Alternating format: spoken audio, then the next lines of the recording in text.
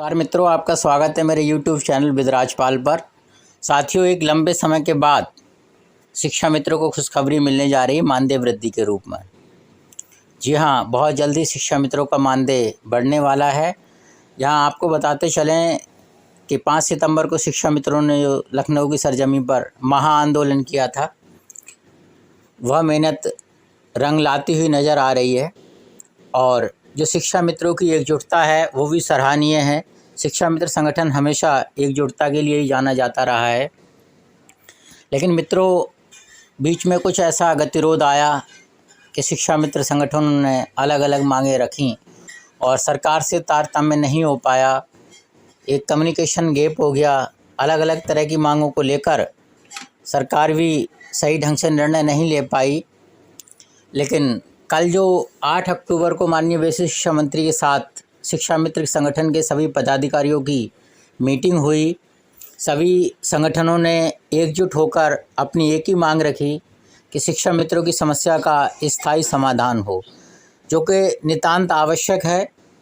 शिक्षा मित्र पिछले 24 साल से लगातार अपनी सेवाएं वैश्य शिक्षा विभाग को देता हुआ आ रहा है, पूर्ण मनोयोग से कार्य कर रहा है और शिक्षा मित्र पूर्ण योग्यता रखता है शिक्षक बनने की। उसके बाद भी शिक्षा मित्र को इतना मानदेय नहीं मिल पाता कि वह सुचारू रूप से अपना जीवन यापन कर सके, सम्मानपूर्वक अपना जीवन यापन कर सके। इसके साथ ही साथ शिक्षा मित्रों की बहुत सारी समस्याएं हैं।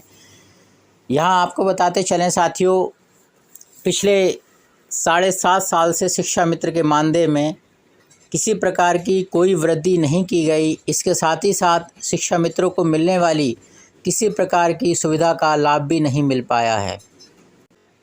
25 जुलाई 2017 को जब शिक्षा मित्रों का समायोजन माननीय सुप्रीम कोर्ट द्वारा निरस्त किया गया, उसके बाद शिक्षा मित्रों का एक निश्चित मानदेय 10,000 रुपये कर दिया गया। अगस्त 2017 आज से मिलना शुरू हुआ, तब से लेकर अब तक शिक्षा मित्रों के मानदेय में किसी प्रकार की कोई बढ़ोतरी नहीं की गई। इसके साथ ही साथ जो शिक्षा मित्र साथी बहुत दूर अपने आवास ज़्यादा दूर के स्कूलों में समायोजित हो गए थे, उन्हें भी पुनः अपने विद्यालय में आने का मौका नहीं मिल पाया, जो कि आज के मिलने वाली सुविधाओं को देखते हुए बहुत कम है। इतनी दूर का विद्यालय अल्प मानदेय में अटेंड कर पाना बहुत मुश्किल है। फिर भी शिक्षा मित्र बधाई के पात्र हैं जो पूर्ण मनोयोग से अपना कार्य कर रहे हैं। इतने दूर के विद्यालयों में नियमित सा समय पहुंचकर मनोयोग से शिक्षण कार्य कर रहे हैं। और साथियों, जो शिक्षा मित्र बहनें हैं वो भी अपने मायके में ही आज भी शिक्षण कार्य कर रही हैं, चाहे वह अपने पास के विद्यालय में समायोजित हुई हों या दूर के।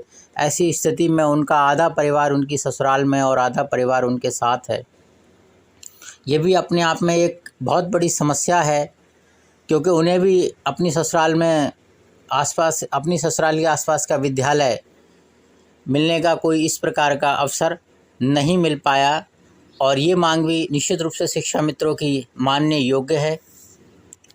और साथियों, जब तक शिक्षा मित्रों की समस्या का स्थायी समाधान नहीं हो जाता, तब तक एक मानदेय में इस प्रकार की वृद्धि की जाए जिससे शिक्षा मित्र सम्मानपूर्वक अपना जीवन जी सके। तो इन्हीं सब मांगों को लेकर कल माननीय वैश्य शिक्षा मंत्री जी के साथ शिक्षा मित्र संगठनों की मीटिंग हुई।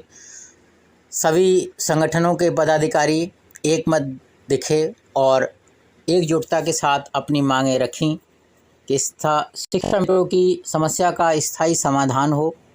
और जब तक स्थायी समाधान नहीं हो जाता, तब तक मानदेय इतना बढ़ाया जाए कि वह सम्मानपूर्वक अपना जीवन यापन कर सकें।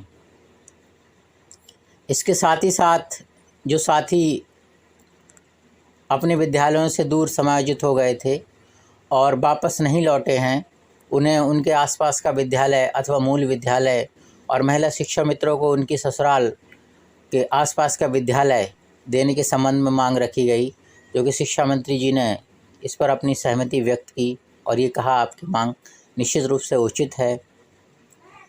इसके साथ ही शिक्षा मित्रों की और मांगें, जैसे